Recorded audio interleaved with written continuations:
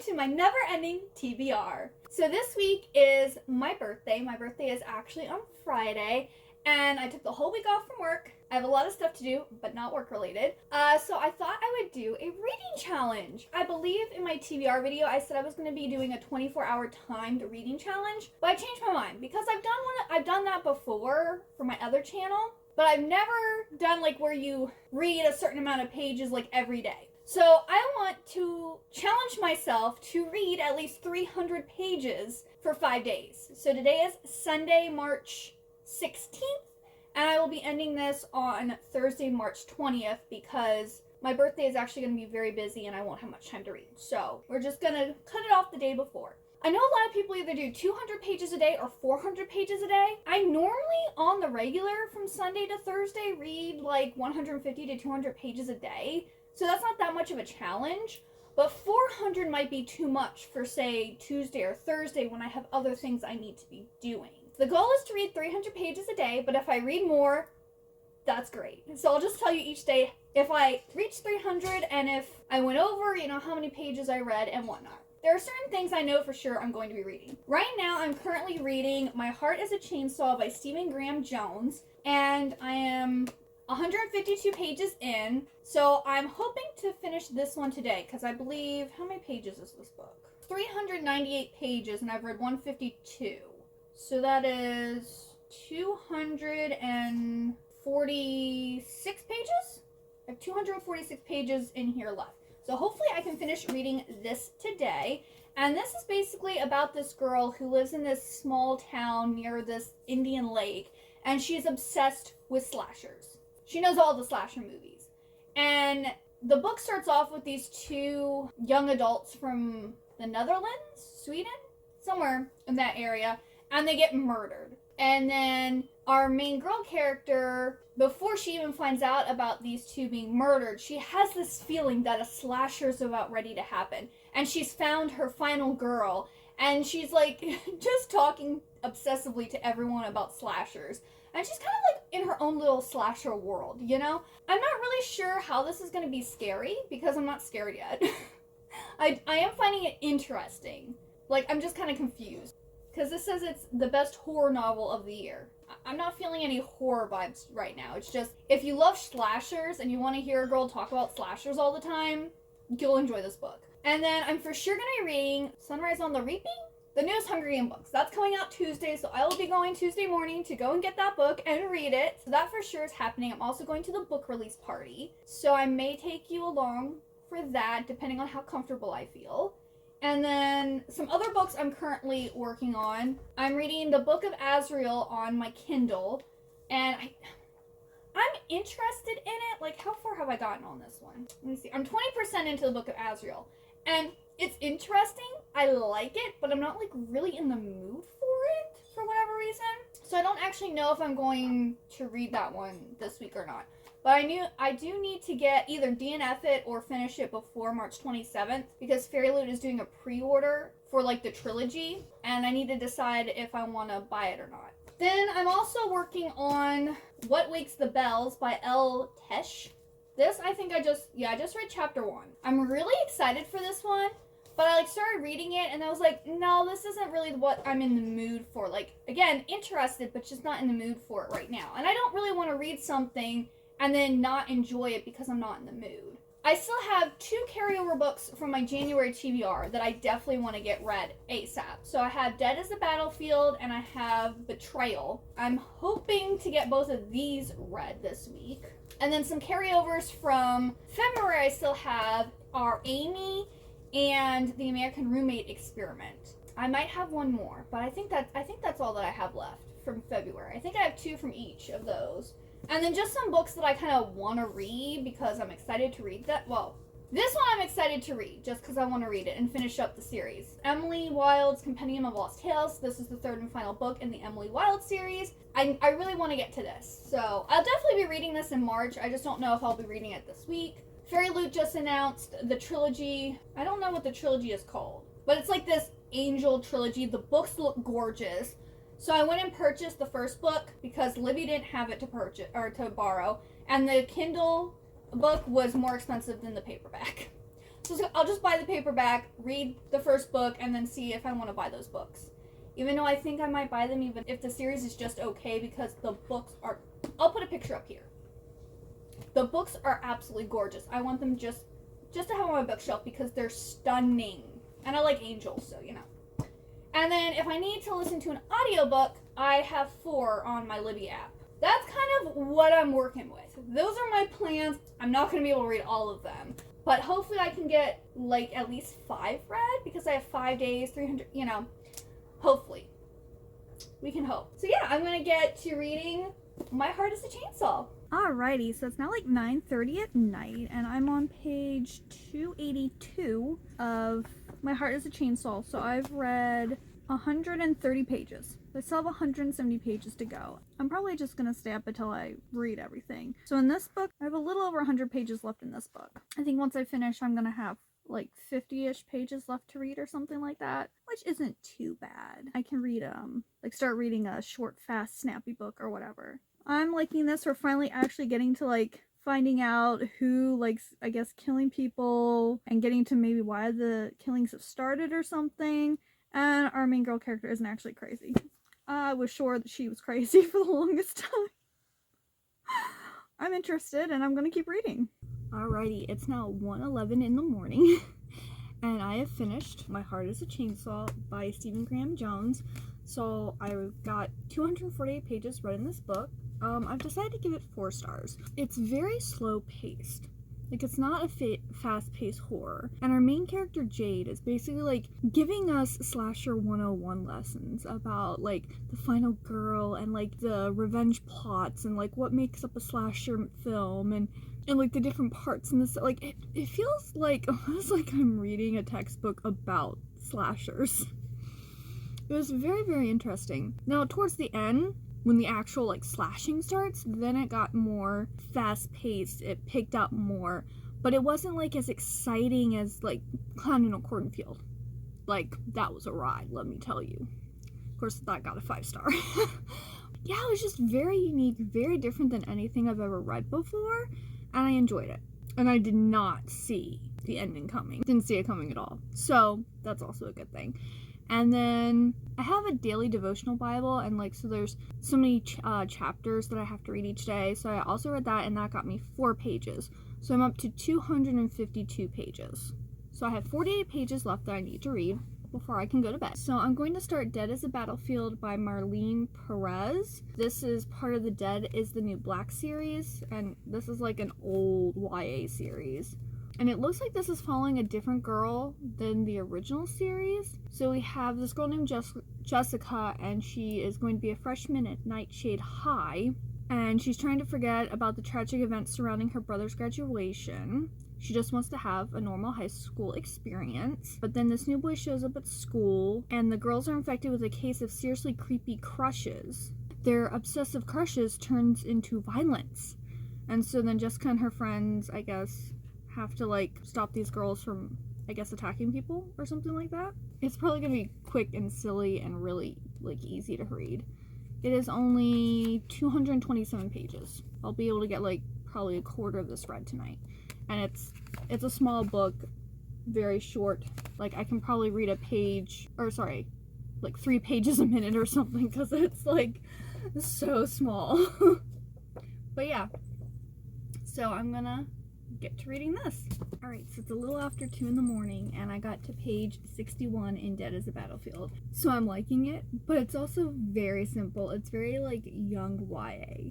But it's giving me like Disney Starstruck vibes, because there's like this new singer in town, and like all the girls are fawning over him, and our main girl character is just like, whatever, like she's not interested in him, whatever. He's like assuming that she's into him too, and then when she's letting him know, no, I'm not, and like things are happening, he keeps on like, you know, acting like of course she's into him, that, you know, whatever, and she's just like not having it, even though secretly she does think he's cute.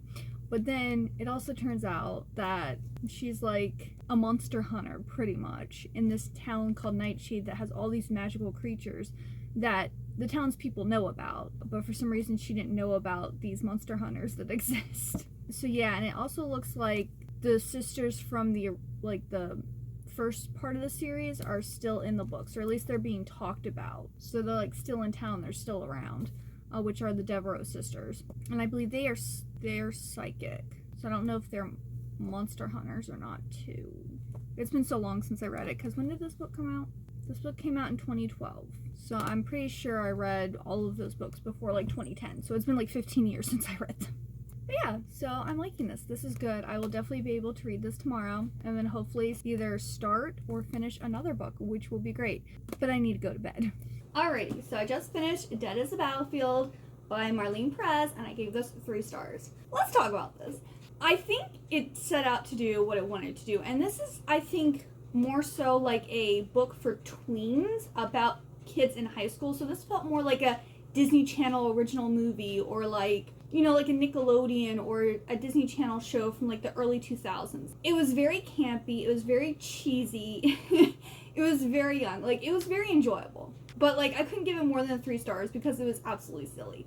Not only that, but it's 227 pages long, and there's like 3 mysteries that are like being solved, or 3 things going on that need to be resolved or whatever.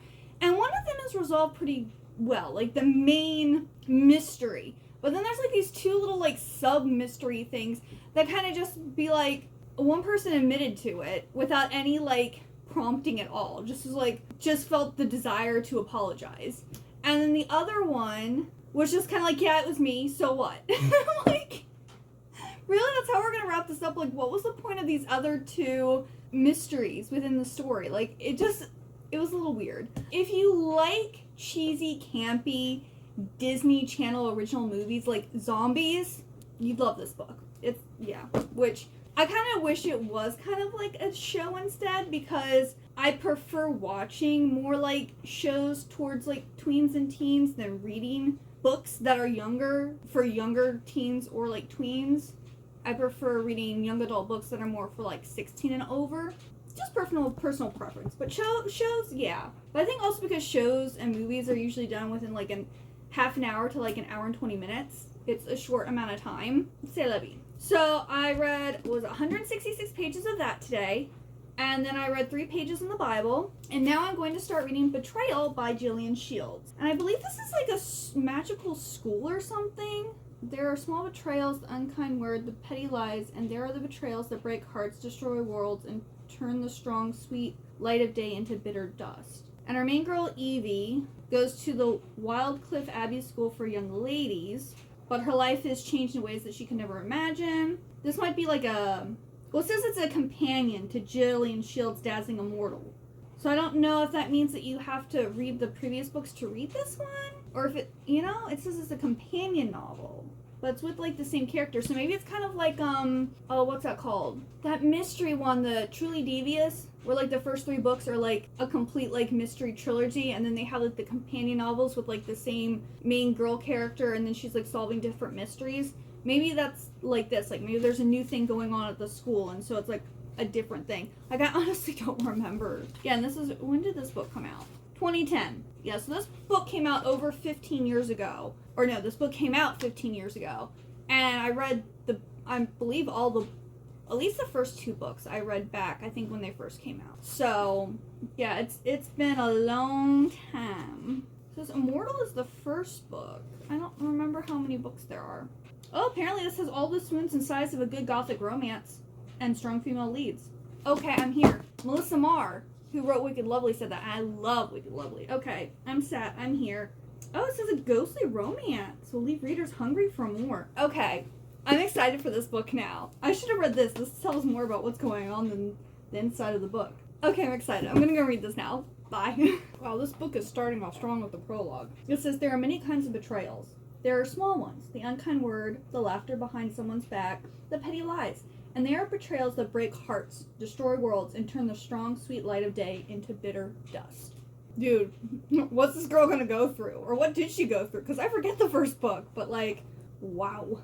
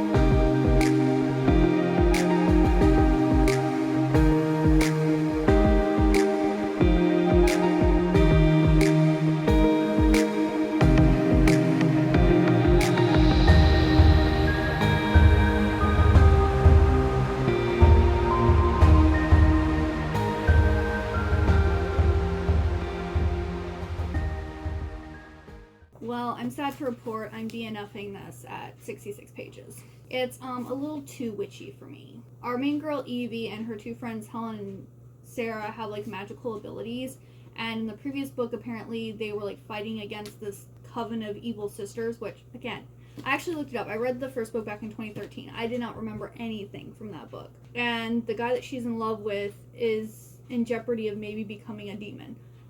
So, yeah, just, no, I'm not reading it. Sorry. Now I have to decide the next book that I want to read instead. I'm now up to, what is it? I read 66 plus 166 plus 3. I'm at 235 pages, I think? Yeah, I think I'm at like 235 pages. So I only have like 65 pages left to go, which isn't bad. And it's only like 6 something. So I can easily get to 300, maybe even 400 tonight. So I'm going to go and find a book, and I will let you know what I'm going to read next. So I've decided to start Emily Wilde's Compendium of Lost Tales by Heather Fawcett. This is the third and final book in the Emily Wilde series, and I'm not going to be able to finish this, I'm sure, before Sunrise of the Reaping comes out tomorrow. I'll read what I can, read Sunrise of the Reaping, and then finish this later in the vlog. This, I think, continues Emily and Wendell's, like, little romance and her, like, going around and looking into fairies, and I think she actually completed her encyclopedia in the first one. But, like, they're scholars, they're fairy scholars, they, you know, investigate and study fairies. This hopefully will be a more romantic story than the other two have been, because this is kind of like a slow romance. And their relationship went to, like, the next level at the end of the second book, so I'm excited for this one.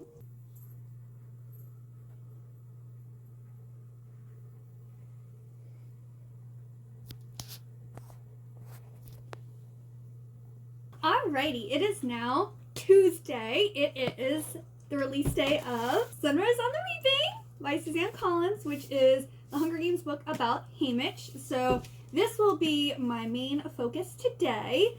But let's go over what I read yesterday. So I read a total of 384 pages yesterday. I read 3 pages in the Bible. I read 166 pages in Dead as a Battlefield.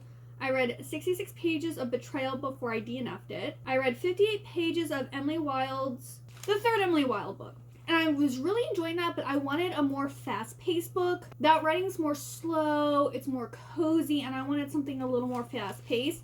And I kind of also was feeling like a romance, so I ended up reading 91 pages of The American Roommate Experiment by Elena Armas for a total of 384 pages. So I definitely hit my 300 page mark. Went over, almost hit 400. But I was like, no, I need to go to sleep because I want to wake up early and try to be at Barnes & Noble as soon as possible to get my book. And then I also returned a book to Target, and I took Macari Purchase to the post office, and I did a little damage at Barnes & Noble. I'm not going to show you the other books I got because they're going to be in my April book haul or my April manga haul because one of them is manga. But I'll show you the other, like, non-book and manga stuff that I got. So I went and got Yakul from Princess Mononoke. Princess Mononoke is probably my second favorite Studio Ghibli movie. Like, I love Princess Mononoke so much. Castle in the Sky is my favorite. Then it's probably Princess Mononoke and then Whisper of the Heart. Those are my top 3 favorites. No, it's not Howl's Moving Castle. I know so many people love Howl's Moving Castle, especially like the fantasy girlies, but for some reason, for me, Princess Mononoke is more romantic, okay? Oh, I love Princess Mononoke. It's kind of like Forbidden Love. Forbidden Love girlies. Watch Princess Mononoke. Like, I've been wanting Yakul for a while, but he's $19 for this little tiny baby. I finally caved today.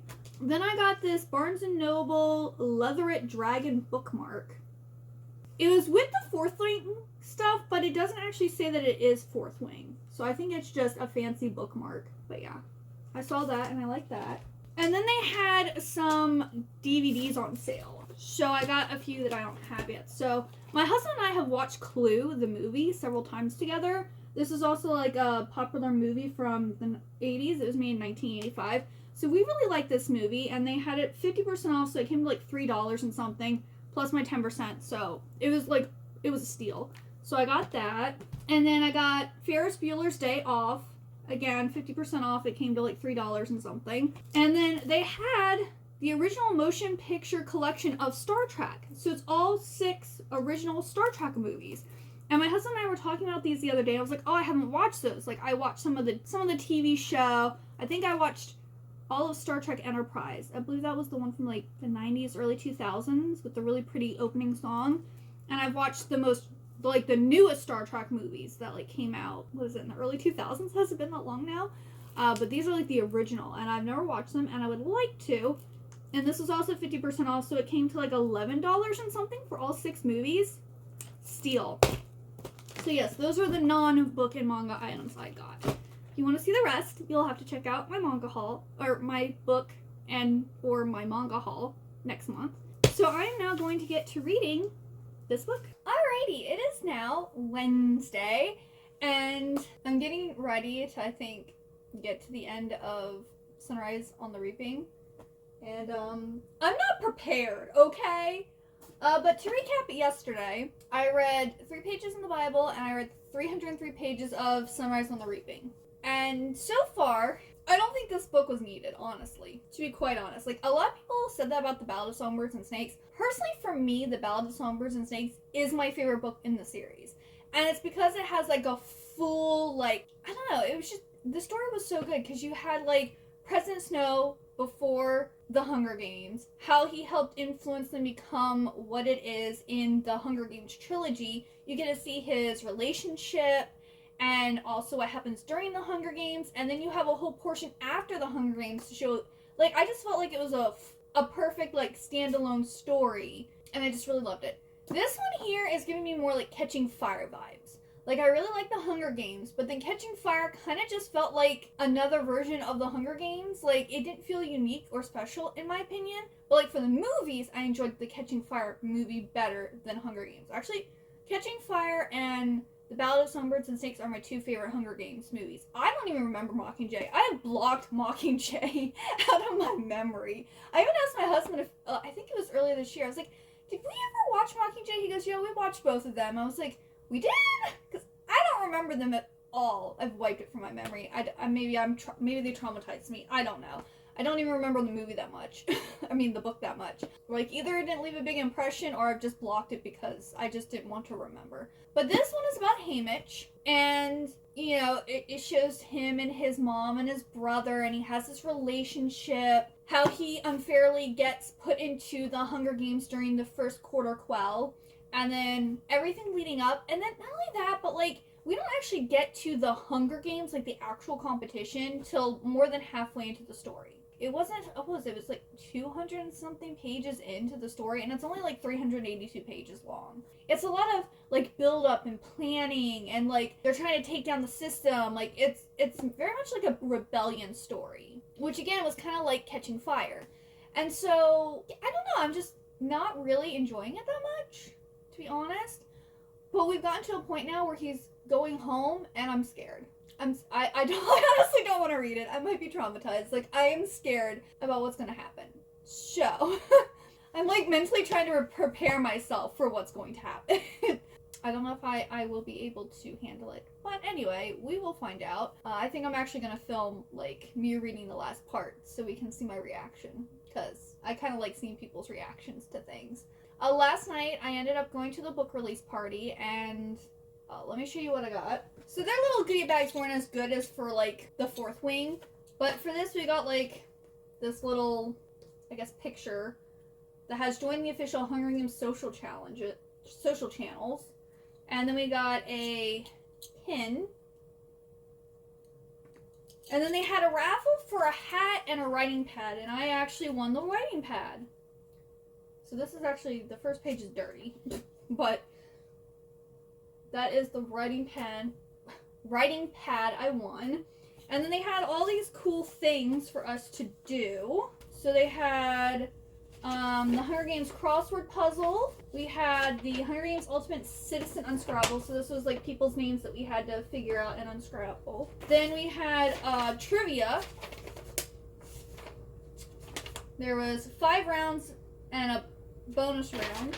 We had a district scavenger hunt. This didn't really go that well. They had They're basically like pieces of paper like this that had a district number with like what the district does for the Capitol. And they were like on bookcases or on the wall, or they were spread all out. And for some reason, I just couldn't find them very well. Maybe it's because I'm blind. And then they also have design your own pin. And of course, when we were doing the scavenger hunt, I ended up in the stuffed animal section. And I found like a really good stuffed animal of Angel. Isn't she so cute? I love her so much. So I went and grabbed her. And it's actually a baby stuffed. I love baby stuffed animals. I don't know why. Like, I have this one here. I named her Petra. She is a baby Gund. And then this one here, I named Rosie. She is also a baby Gund. That's the brand, Gund. But I have both of them. And then this is Disney Baby. And it almost looks like a cat toy. It has like some crinkly stuff in her feet. But yeah, she's so cute. It's really hard to find really cute Angel merch. So like when I saw her, I was like, I need her. I don't want to read it. I don't want to know what happens. Oh, I also went and got my nails done today. So I got pink and white ombre, and then on here, they're supposed to be cherry blossoms. I love them. They're so spring. Ah, I'm scared. I'm so scared. But okay, I'm going to read it. We're going to read it together.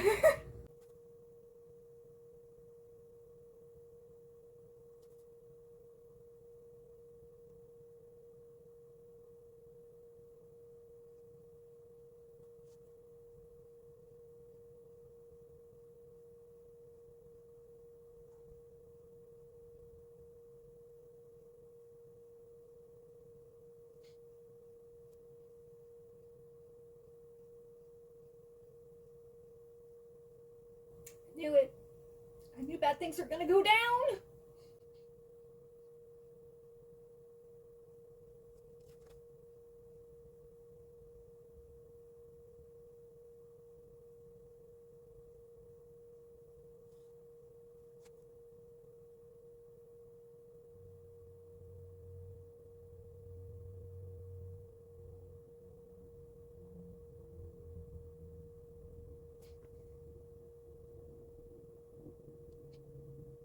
This is so sad. I literally had a friend and her kid die this way. I'm not gonna give you spoilers about what it is, but yeah. It's sad. And I know it's gonna get worse. I know it's gonna get worse.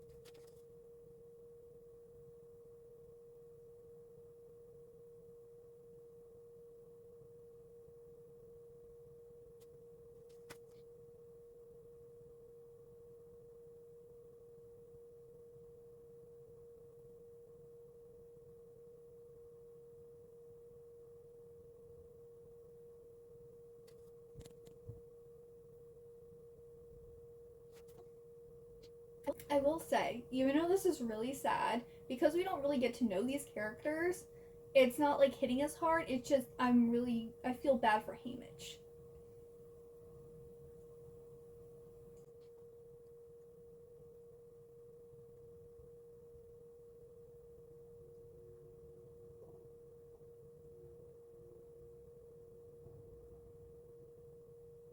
I will also say one thing I like about this book is that there's a lot of Edgar Allan Poe like references and like uh, bits and pieces taken from The Raven because Haymitch's love is named Lenore, which is a popular name in The Raven. There's also another poem called Lenore. So,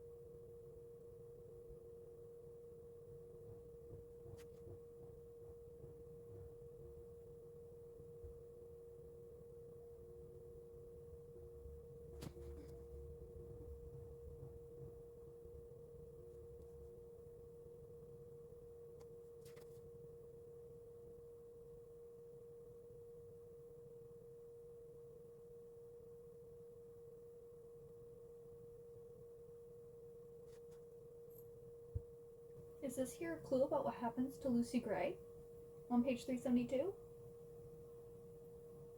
Because the Ballad of Songbirds and Snakes ends us not knowing what happens to Lucy. Is this telling us what happened to her?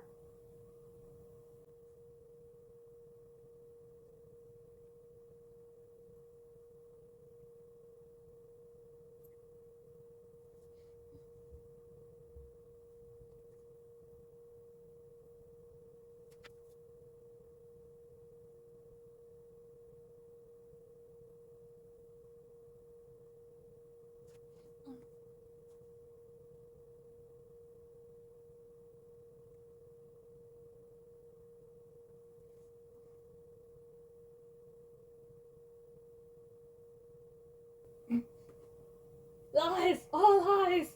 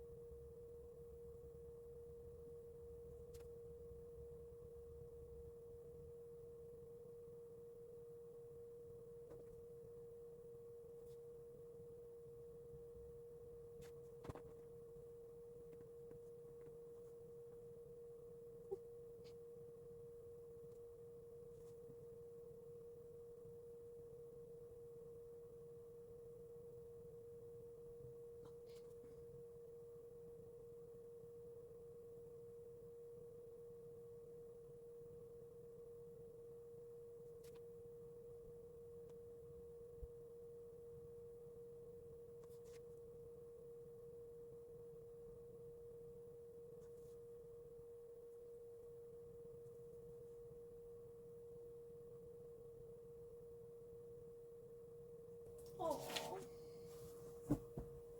I'm getting teary eyed. That was so sad. I mean, we kind of already know that Haymitch ends up alone. Now we gotta find out why. and why he drinks and why he has like no love of life. Oh, that's so sad.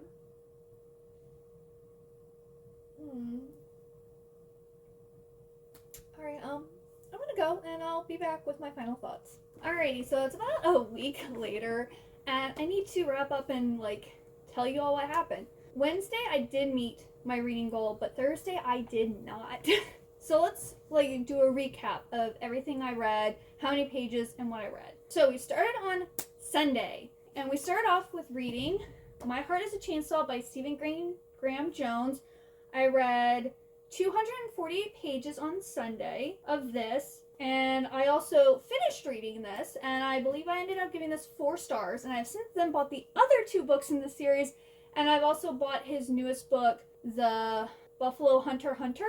I really like this, I really enjoyed it, and I'm looking forward to reading more by him. And then also on Sunday, I read 61 pages of Dead as a Battlefield by Marlene Perez, and I read 4 pages of the Bible. In total on Sunday, I read 313 pages. And then on Monday, I read 3 pages of the Bible, 166 pages of this, wrapping and finishing this up, and I gave this one, I think, 3 stars? Because it was cute, it was fun, it was quick, it gave me Disney Channel original movie vibes, you know? It was like a cute, sweet, tween, supernatural story, and I'm going to be continuing with this series. I haven't bought any more of the books because I think I'm going to buy them as like I read them type of thing. And then I read 66 pages of Betrayal, and I decided to DNF that book. It just wasn't for me. I kind of got into like a reading slump and I didn't know what I wanted to read. So I read 58 pages of Emily Wilde's Compendium of Lost Tales. I think that's all I read that week. Yes, that's all I read. But I've since finished this, so I'll tell you my thoughts. So I gave this one a 4 stars. I really enjoyed it. I think I just wasn't necessarily in the mood for it because it was very slow paced. Like I kept on like putting it aside and like wanting to do other things because it was moving so slowly. But it does nicely wrap up the trilogy. I really enjoyed it. I don't really want to like have any spoilers, but this series in general is about Emily Wilde, and she's a I can't say it. Dryalogist. She studies fairies. And she like in each of the books she's actually writing a different book. So like in the first one she's writing an Encyclopedia of Fairies, and the second one she's writing a map of the other worlds, and then in this one she's like compiling and making a compendium of lost like fairy tales. So like each book kind of matches with like what book she's writing, which I really like, and it has like a very academic, old-fashioned like writing style to it, and I think that's why it was a little slow, and I was wanting something more like fast-paced. But I did end up really enjoying this. But I only read 58 pages of it in this reading vlog. And then I also started the American Roommate Experiment and read 91 pages of that. And so then on Monday, I had a total of 384 pages read. And then on Tuesday, I read 3 pages of the Bible. And then Tuesday was when Sunrise on the Reaping came out by Suzanne Collins. So I read 303 pages of this. And so Tuesday, the total was 306 pages. And then on Wednesday, I read 94 pages of this, wrapping up this book, and I ended up giving this a 3.25. I mean, I pretty much like summed up my feelings in this already, but it was just too reminiscent of Catching Fire, which I understand why, and Catching Fire is my least favorite book of the Hunger Games series. So this just wasn't really for me, and I kind of, like, we knew kind of the ending that was going to happen. We didn't know how, but we knew it was going to happen, so I honestly don't think this book was necessary. Like, people said that about The Ballad of Songbirds and Snakes, but I honestly love that book, and that's my favorite out of the Hunger Games series. That book had me in a chokehold. I had no idea, because I feel like none of the characters really in the Ballad of Songbirds and Snakes are mentioned in the original like Hunger Games trilogy, except for like President Snow. Like, everyone else we don't really know about. We didn't know about how the mentor program started, and we didn't know about like all the challenges and difficulties that went into doing the Hunger Games, along with all the horrible stuff that went on in the Hunger Games. We didn't know about Lucy Graybard. You know, like, there was like just so much new information and like cool stuff that we learned about in that book, where this one, I just don't feel like it really added anything to the series. Like, I mean, it had a good message about propaganda and how like people use like media to influence people, or they can like change the truth depending on how they edit things. So the message was good, and I think it was important for the time that we're living in, but in the Hunger Games series, I don't know if it was necessarily needed. And then I started reading Pet Sematary by Stephen King. I read 124 pages of this, 4 pages of the Bible, and 106 pages, or all of Let's Do It Already, number 4. So this one, I think I gave this one 4 stars. And this is like a cute little high school romance about this girl. She goes to an all-girls school and he goes to an all-boys school. And he's like part of like this really prestigious family, and he's not allowed to like date or be like physical with a girl until I think he's 18 years old. But they're like in love with each other, and so she keeps on wanting to, I don't want to say force, but she's trying to like trick him or get him to do more than what he's supposed to do.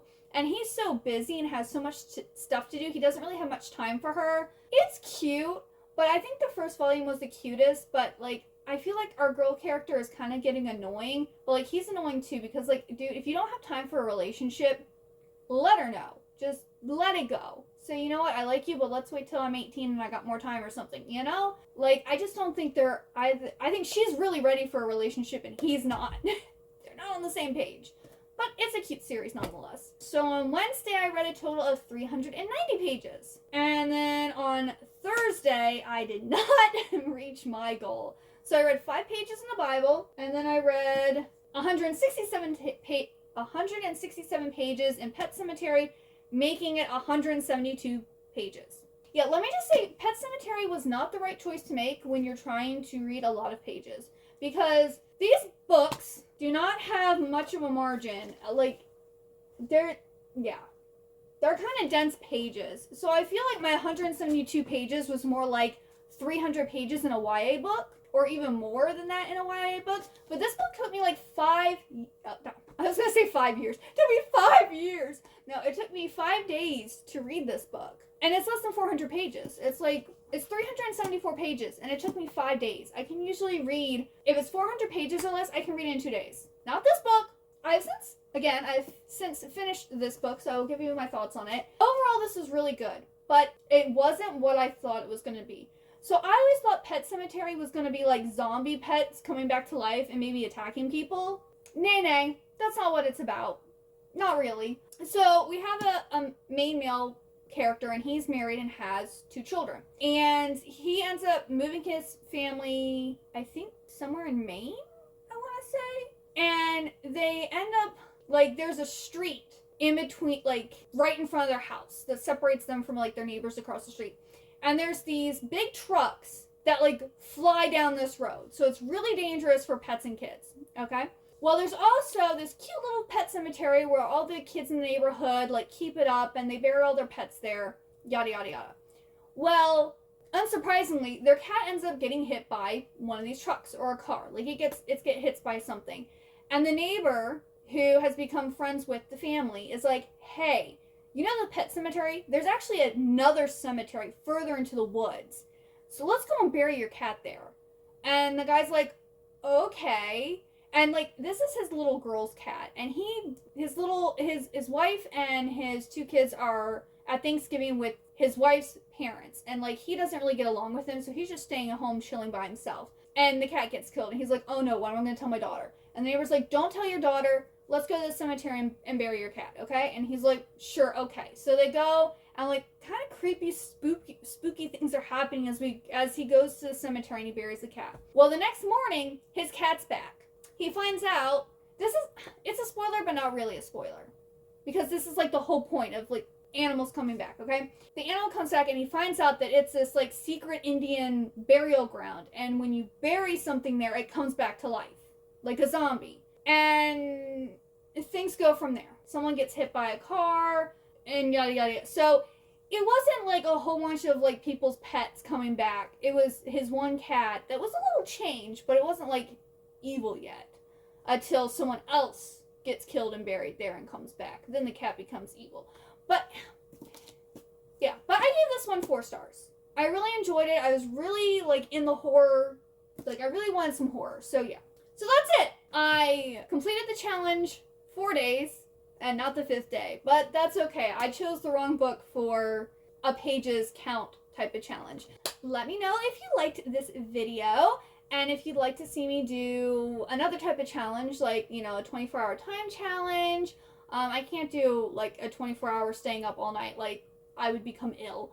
Or if you want to see me trying to read some other type of page count, or, you know, if there's some other type of reading challenge you'd like to see, let me know. And I can try to work it into the schedule and get that filmed. Have you ever challenged yourself to read a certain amount of pages for a certain amount of time? Let me know. How did it go? Did you achieve it? Are you still doing it? Like, if it wasn't one of those where you like, oh, I wanted to read like 100 pages every day for a week, or like, oh, I wanted to like fit in reading 100 pages in like my daily routine so I can read more. Have you ever done anything like that?